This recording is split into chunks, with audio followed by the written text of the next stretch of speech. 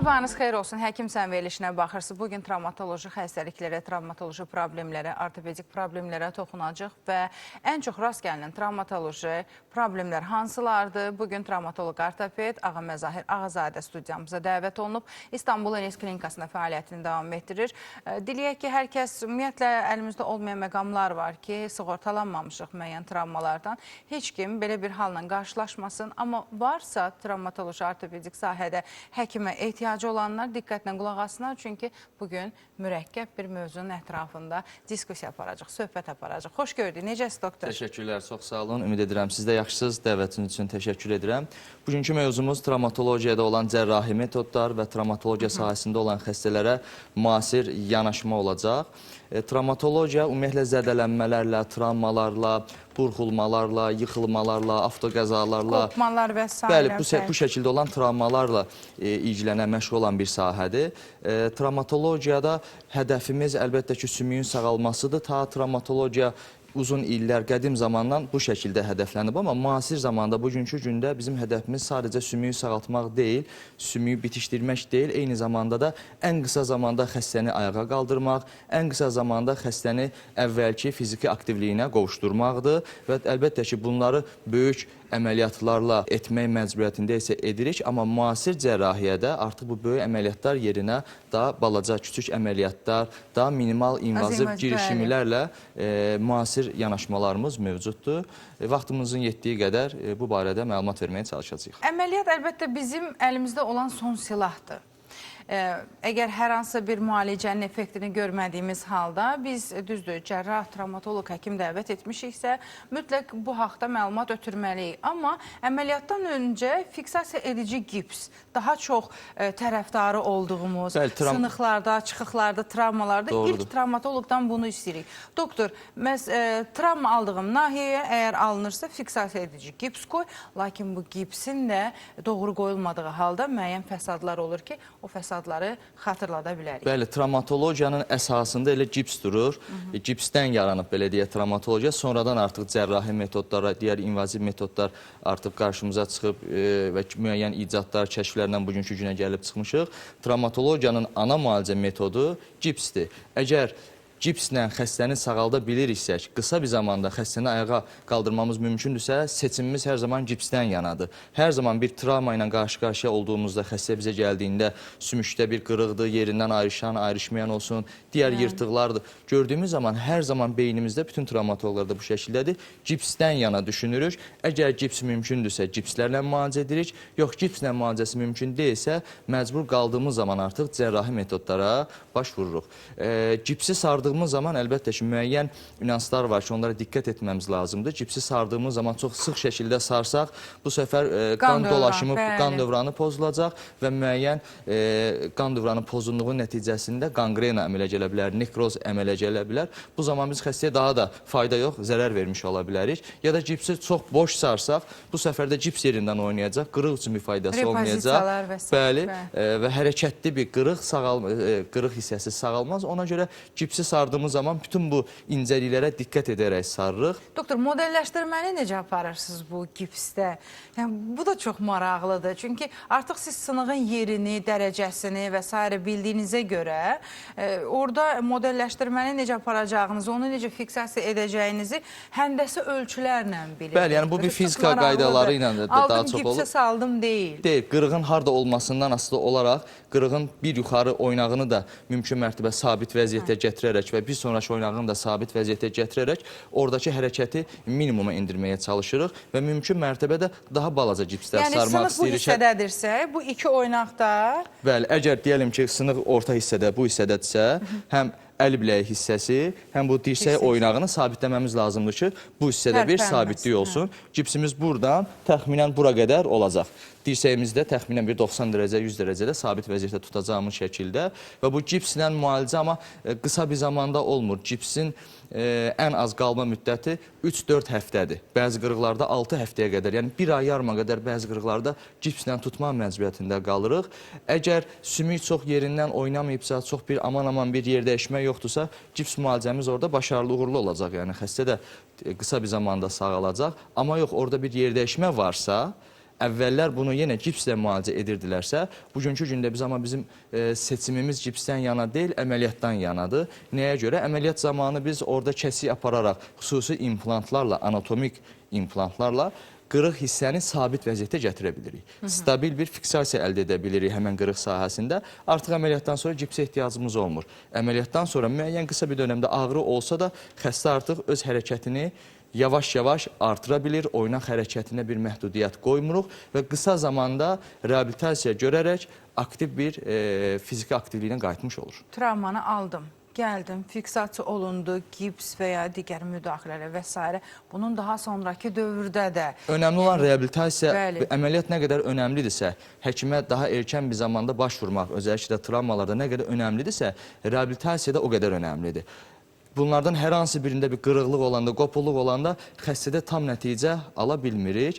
Deyəlim ki, bud sümüyündə ya da baldır sümüklərində bir qırıq meydana gəldi. Ən qısa zamanda xəstə həkimə başvurdu. Həkim gözəl bir şəkildə əməliyyatı icra etdi. Bəli. Amma əməliyyatdan sonra bizim xəstələrə verdiyimiz xüsusi idman hərəkətləri var. Xüsusi tapşırıqlar var ki, yaxın dönəmdə bizim hərəkətlər yetərli olur, amma sonraki dönəmdə ortalama əməliyyatdan bir həftə 10 gün sonra xəstələrin ağrısı azaldıqdan sonra özəl olaraq fizioterapiya həkimi ilə bərabər, fizioterapistlərlə, reabilitatorlarla bərabər daha da ağırlaşdırılmış şəkildə reabilitasiya davam edir ki, xəstə qısa zamanda əzəllərini də toparlaya bilsin. Yəni bizim vücudumuz sadəcə sümüklərdən ibarət deyil. Əməliyyat zamanı biz sümükləri fiksasiya etdik, hər şey hazırdır, amma uzun sürə sabitliyə bağlı və ağrıya bağlı əzəllərdə atrofiya gedir. Əzəllərdə zəifləmə meydana gəlir və oynaq çevrəsində də kontrakturalar olur.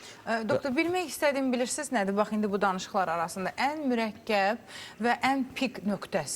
Məsəl üçün, orqanizmin buna verdiyi reaksiya, yəni həmin o travma aldığımız halda, vəziyyətdə, o klinika, orada hər hansı bir mürəkkəbləşmə, sidik qan analizində dəyişiklik, o reabilitasiya, fizioterapiyanın sonra, yəni həkimin məsləhəti ilə icra etmək olar, davamiyyəti vardır. Amma orqanizmin bu travmaya verdiyi reaksiya, aparılan müdaxilələrə verdiyi reaksiya, bunlar da çox vacibdir.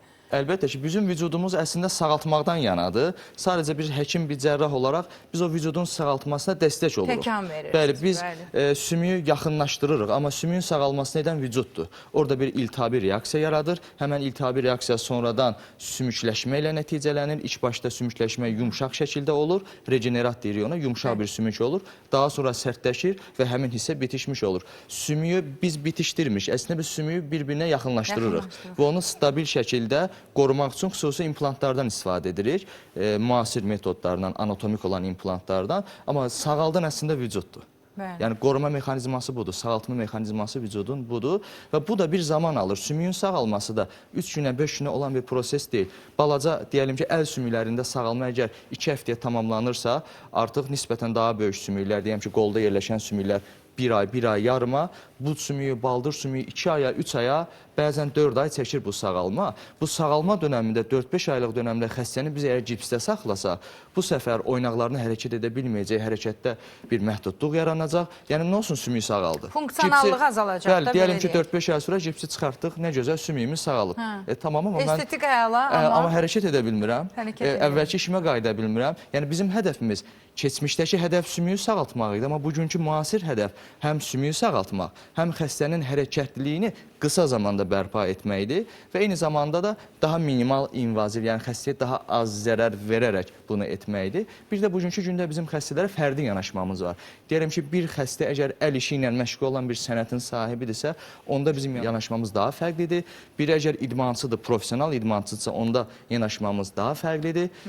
Yox, əgər bunlar yoxdursa, o zaman da xəstəyə yanaşmamız tam başqa olur. Deyəlim ki, dizimizdə ön çapraz bağda bir yırtıq var. Tamam mı? Ön çapraz bağda bir yırtıq varsa və bu bizə şikayət verirsə, hər kəsdə əməliyyat edirik. Şikayət verirsə, yəni diz artıq stabil deyilsə, yerindən oynayırsa, ağrı verirsə, mütəmadi bir şişlər meydana gəlirsə, seçimimiz burada fərdi deyil. Artıq ümumi bir yanaşma var, şikayət varsa əməliyyatdır. Amma bəzi xəstə qrupları var. Ön çapraz bağın yırtıq olduğunu görürük MRT-də. Tamam, bu bir kənara. Amma xəstəyə baxırıq, yəni çox bir şikayəti yoxdur. sanki belə həyatına da davam edə bilər. Amma professional idmançı da onu o şəkildə buraxmırıq. Ona biz əməliyyat edirik ki, öz həyatını, o professional karyerasını davam etdirə bilsin. Çünki bir müddət sonra davam etdirə bilməyəcək. Amma yox, həvəskar bir idmanla məşğuldur, ara sıra nə bilim futbol oynayarsa, ara sıra idmanla məşğul olarsa ya da idmanla çox məşğul olmursa, onlarda ön çapraz bağı rekonstruksiya etmək, əməliyyat etmək seçimimiz olmaya da bilər. Məsələn, burada idmançılarda bu şəkildə yanaşma var və yaxud da ki, deyəlim ki, əl cərrahisində hansısa bir sümükdə qırıq var, balaca bir qırıq var və yaxud da çiyində, dirsəkdə çox yer dəyişməyib.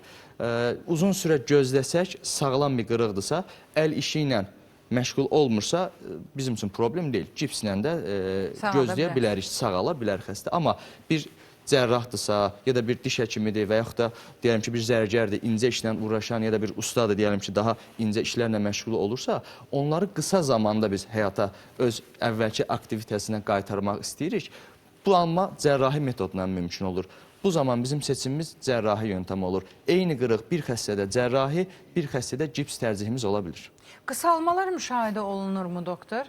Çünki parça-parça sınıqlar da var. Elə hər kəs çatla gəlməz. Evet. O gizli çatlar, gizli sınıqlar o aydındır radioloji müayinələrdə. Yəni peşəkar həkimin gözündən heç bir zaman qaçmaz. Amma bəzən də siz üçün çox ağır sınıqlarla, ağır fəsadlarla gələnlər var. Elə olanda o sümüyün daha sonradan qısalması boy olaraq, yəni o simmetriyanı necə qoruyorsunuz? Qırıqlar ən çətin anıdır ya bu danışdığınız. Qırıqların heç biri bir-birinin təkrarı deyil. Qırıqlar hamısı fərqlidir. Biri tam ortadan qırılar, bir şüşənin qırıldığını düşünün. Bir şüşəyə daş atırıq, deyəlim ki, qırılır. Hər zaman eyni şəkildə qırılmaz. Bir zaman daha böyük parçalar qalar, bir səfərdə daha xırda parçalar daha. Yəni fərqli olduğuna görə yanaşmamız fərqli olur. Amma xəstə gəldiyində biz ətrafları, işte üst ətraf olsun, aşağı ətraf olsun, baxırıq. Uzunluq, qısalıq fərqi əlbəttə görə bilirik. Bu çınaqda bir qırıq varsa, uzaqdan biz xəstəni müayinə etməsəylə baxdığımızda anlayırıq ki, xəstənin bud çanağında, bud sümüyünün yuxarı hissəsində qırıq var. Necə anlayırıq? Həmən tərəfdə qısalıq meydana gəlir və xəstənin ayağı bayır rotasiyada olur. Ayağını bayıra çevirmiş olur. Təxmin edirik ki, 90% burada bud çanaq qırılır. Yox, yeriməz, o yatar o xəstə. Məsəl üçün deyirəm də. Amma topuq qırıqları olur ki, topuq qırığında xəstə yeriyə bilir.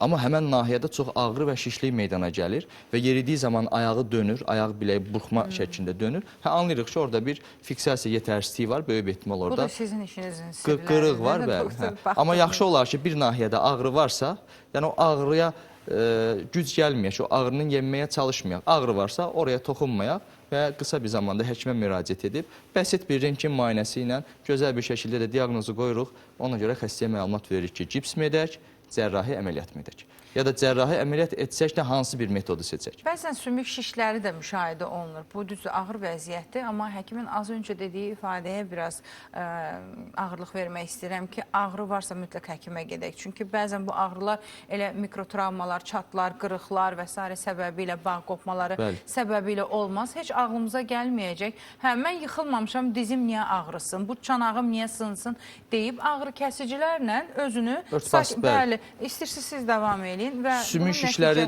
bəli, ona görə xəstədən biz anamnez aldığımız zaman diqqət edərik. Siz yıxıldınızmı, sonra mı ağrı başladı? Yoxsa zaten orada bir ağrı var idi, siz yeridiniz, yıxıldınız mı, gəldiniz? Necə bu oldu? Yəni, yıxılma sonrası mı qırıq oldu? Yoxsa siz ayaqdayken orada qırıq oldu mu, yıxıldınız? Bunlar çox önəmlidir. Əgər xəstədə bir travma yoxdursa və uzun zaman da həmən nahiyədə ağrı var idisə, ağlımıza nə gəlir? Ya ciddi bir osteoporoz var, ona bağlı sümük yetərsizliyindən qırılıb, öz-özünə qırıla bilir bəzən. Ya da ki, bir sümükdə şiş var, həmən şiş sümüyü zəiflədi və zəifləmə zamanı sümüyün qabığı incəldiyi üçün bir anda orada qırıq meydana gəlib və xəstə yıxılıb. Ona görə anamnez önəmlidir. Xəstədə əgər travma hekayəsi yoxdur, amma qırıq varsa, bu zaman bizim ağlımıza sümük şişləri gəlməlidir və bu durumda biz sadəcə rentgenlə yetinmirik. Çünki rentgen bizə bəzən göstərər, bəzən göstərməyə bilər həmən şişləri. Ən gözəl göstərən isə MRT müayinəsidir. Özəlliklə də kontrastlı MRT ilə biz həmən şişləri dəyərləndirə bilirik. Ona görə fərqli bir, daha böyük bir əməliyyat planlayırıq. Bitişməmiş sınıqlar heç müşahidə olunur mu? Çox, əlbəttə ki, müşahidə olunur. Hansı hallarda bunu görürsünüz? Bir sümük əgər 4 ay içində sığalmayıbsa, ona biz artıq bitişməmiş sınıq deyirik. Yenə bir müddət gözləyə bilirik, ortalama 6 aya qədər gözləyə bilirik. Əgər 6 ay içində hər hansı bir sağalma yoxdursa, sümük ucucadır, anatomik yerləşmə gözəldir, fiksasiyamız da gözəldir deyəlim, amma sümük sağalmır. Bu vücudun oranın qidalandırmasının yetərsiz olduğunu göstərir. Yəni xəstənin daxili orqanlarına, xəstənin özünə bağlı bir problem kimi bunu anlayırıq, təkrar əməliyyat edirik. Əməliyyat zamanı nə edirik? Sümüyün o hansı ki yaxşı qidalanmayan hissəsini təmizləyirik. Sıxılan damar, sinir və s. Onlar da ola bilər. Yəni, onların hər şeyin əla olduğunu düşünək və sümüyü də ucuza gətirmişik. Sümük sağalmır. Və sümük niyə sağalmır? Sümüyün ucunda qidalanma pozula bilir. O əvvəl keçirdiyi travmaya bağlı olaraq həmən o problemli yeri biz kəsib götürürük. Daha ki, gözəl qanayan yeri görənə qədər. Həmən o gözəl qanayan yerlə artıq fiksasiya edir, ucuza gətirir. Çox böyük bir gətirilir. məsafəni alarsa... Bu səfər qısalıq meydana gələ bilir. Qısalıq meydana gəldiyində də sonradan uzatma əməliyyatı ilə xəstəni, belə deyək, eyniləşdirə bilirik aşağı ətraflarını.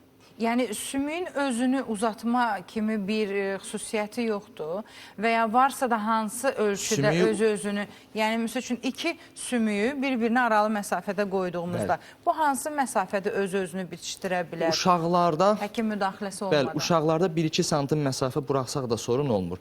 Amma böyüklərdə problem ola da bilər, olmaya da bilər. Ona görə risk edib arada çox bir məsafə buraxmırıq. Mümkün mərtəbə sümüyü bir-birinə yaxınlaşdırırıq, ətrafı qısaltsaq belə. O hissə sağaldıqdan sonra, o hissədə bir problem olmadıqdan sonra o hissəni unuduruq. Artıq sümüyün yuxarı və yaxud da ki, aşağı sağlam hissəsindən gələcəkdə uzatma əməliyyatı ilə daha da gözəl nəticələr ala bilirik. Çünki ortanı boş buraxsaq, bu səfər sağalmama ehtimalı da var. Yəni, sümüyün sağalmamasından bütün cərrahlar, bütün travmatoloqlar narahat olar, qorxar. Yəni, nə mənada? Xəstə əziyyət çəkəcək, təkrarı gələcək, təkrarı əməliyyat olacaq, sümüyün sağalmaması halları olur. Əgər yetərsiz bir reduksiyondursa, yəni sümük istədiyimiz qədər ucuza deyilsə, sağalmırsa, bu əlbəttə ki, sümüyün ucuza olmamasına bağlıdır. Bəzən də olur, sümük ucuza qoyulur, gəlin ki, hansı bir yerdə əməliyyat olub, amma fiksasiya yetərsizdir. Daha az implantla sabitlənib orası. Orada bir hərəkət varsa, o hərəkət qoymayacaq orası sağalsın, orada artıq yalançı bir oynaq meydana gələcək. Ona görə bunları diqqətə alıb, ilk əməliyyatını edəndə bütün bunları nəzərdən keçirib, gözümüzü öndən keçirib elə əməliyyat edirik ki, gələcəkdə problemlər minimal olsun. Problemsiz əməliyyat yoxdur. Heç kim deyə bilməz ki, 100 dənə əməliyyat etdim, 100-ü də əladır, bir problem yoxdur. İlla ki, bir cüzü də olsa problemlər çıxa bilir. Çıxa bilir, o həkimə bağlı da ola bilər, xəstəyə bağlı da ola bilər, orqanizmə. Bizə bağlı və xəstəxanaya bağlı olmamasına özən göstəririk.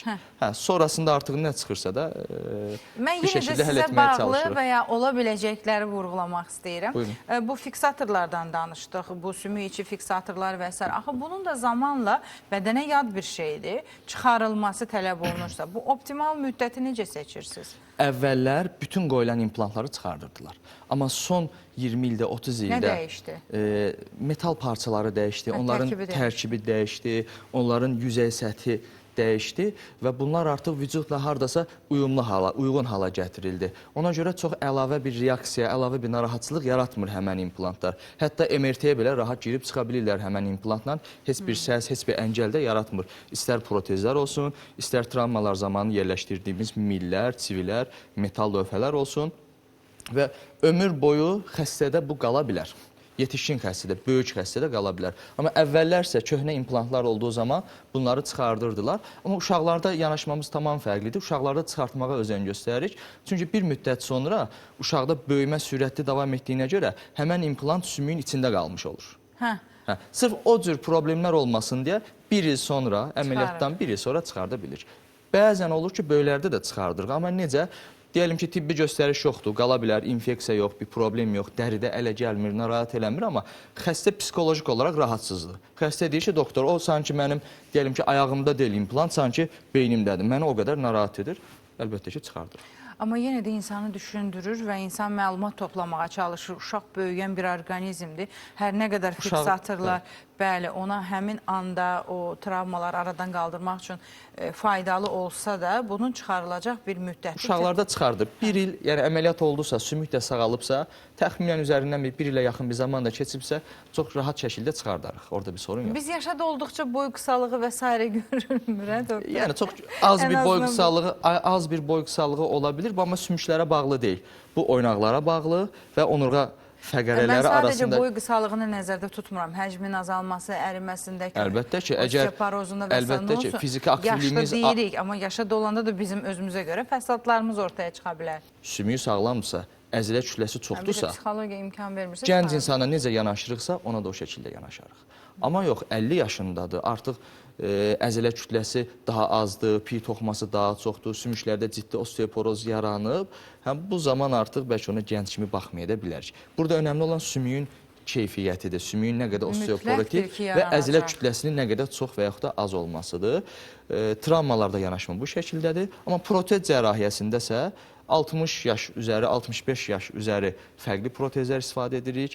60 yaşdan daha gənc insanlara 40-lı, 50-li, 30 yaşlarda... Hansı protezlər? Bu çanaq, diz oynağı, çiyin... Bəli, öz əşədə bu çanaq protezlərini nəzərə tuturam.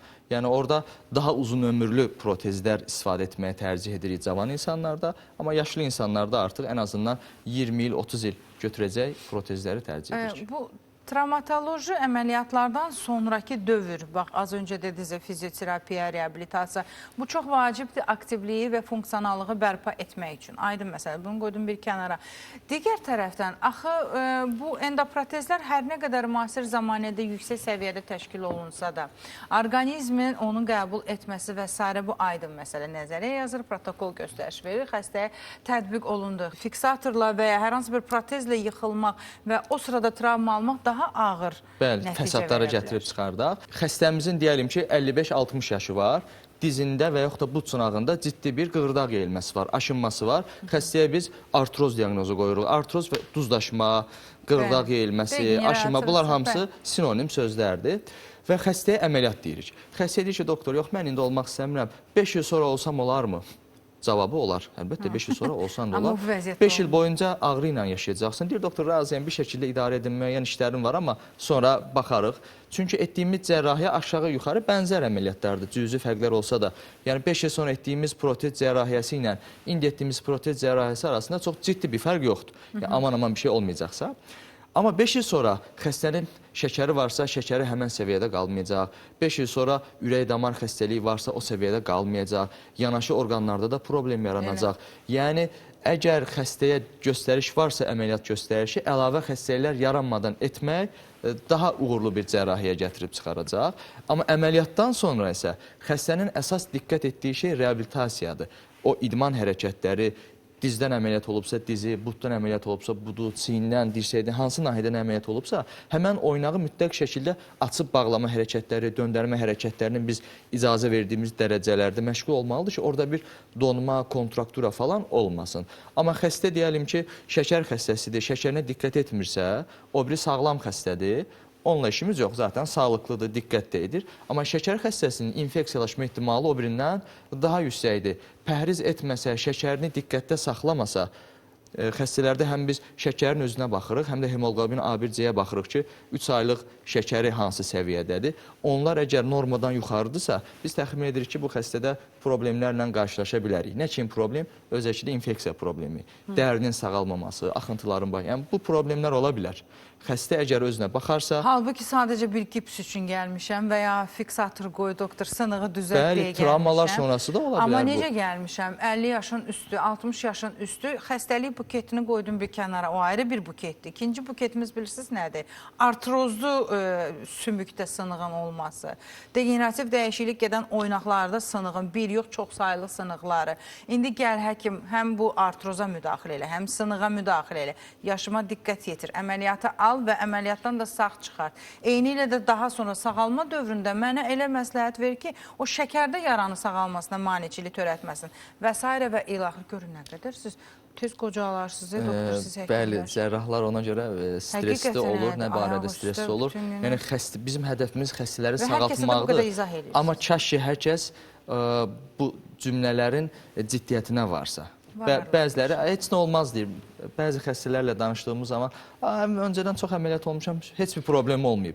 Heç bir problem olmayıb o demək deyil, bunda da olmayacaq. Bizim əməliyyatların o biri əməliyyatlardan fərqli hissəsi budur ki, biz implantlardan istifadə edirik. O biri əməliyyatlarda hansısa bir öd daşı əməliyyatında öd çıxarılıbsa, əlbəttə orada ciddi bir problem olmaz, amma biz implant yerləşdirdiyimiz zaman problemlərlə qarşılaşa bilərik. Amma travmalarda bizim hədəfimiz qırıq varsa ya da artrozlarda ya deformasiyalarda hədəfimiz ən qısa zamanda xəstəni əvvəlki vəziyyətinə, sağlıqlı vəziyyətinə qovuşdurmaqdır ki, əksər hallarda da buna nail oluruq. O qədər bəsit deyil. Əgər sınıq haqqında danışacaqsansa, həkimi danışdıracaqsansa, ətraflı çoxsaylı sınıqlardan tut, kombinə sınıqlar, açıq sınıqlar, yaralar və eyni ilə də orqan yaralanması belə bərabərində gəlir. Baxırsan, sidik hissəsi də yırtılıb, cırılıb, eyni ilə də qasıq sümüyündə sınıq var və ya başqa ətrafda bir problem. Sadəcə sümük sınığı ilə gəlmirik ki, orqanlarda da problem. Buna kombinə sınıq deyirsiniz. Bəli, multitravmalar və politravmalar olur ki, digər orqan yaralanmaları da buna eşlik edir. Mən demirəm qorxudaq, amma yenə də onlara ciddiyyətə səslənərək bu mesajları ötürün ki, bilsinlər. Belə hallar var. Əlbəttə, bir avtoqəzadır, bir motosiklet qəzasıdır, bir yuxarıdan düşmədir. Yəni, böyük bir travmalarda digər orqanlarda da zədə olur. İlk başda xəstənin həyatı göstərişi üçün hansı önəmlidirsə, həmən əməliyyatlar icra edir. Ən sonda biz artıq sümük məsələsi ilə məşğul oluruq ki, xəstənin artıq aktivliyini, ayağa qalxmasına biz köməklik edək. Amma izolə olaraq bir nahiyədə qırıq varsa, burxuldum, topuğum qırıldı, düşdüm, dizim qırıldı ya da dirsək üstə düşdüm bir skuterdən, dirsəyim qırıldı məsələn. Bu cür travmalarda isə ən qısa zamanda müdaxilə edib xəstəni qısa zamanda hansı əməliyyatla, hansı implantlarla həyatına qaytıra bilirsək, o fiziki aktivliyini bərpa edə bilirsək, onunla da o tərcihimiz də ondan yana olur. Mümkün mərtəbə amma qısa zamanda həkimə müraciət etməkdir. Əgər qırıqdan bir həftə, 10 gün sonra müraciət edirsə, artıq bizim cərrahi metodumuz dəyişmir. Eyni cərrahiyyəni edirik, amma xəstə artıq orada bir həftə, 10 gün itirdi. Həmən tez əməliyyat etsəydi, o hissə reabilitasiyadan sayılarda daha tez öz həyatına qayıtmış olardı. Doktor, təşəkkür edirəm. Mən təşəkkür edirəm, çox sağ olun. Minnətdaram. Varmı sonda demək istədiyiniz tamaşaçılar? Hər kəsə sağlıqlı günlər arzu edirəm. Çalışaq, sağlam olaq. Təşəkkür edirəm. Bir daha xatırladım, travmatoloq ortoped Ağa Məzahir Ağazadə studiyamızın həkim qonağı idi. İstanbul Enes Klinikasında fəaliyyətini davam etdirir. Qısa aradan sonra yenidən qarşınızdayıq.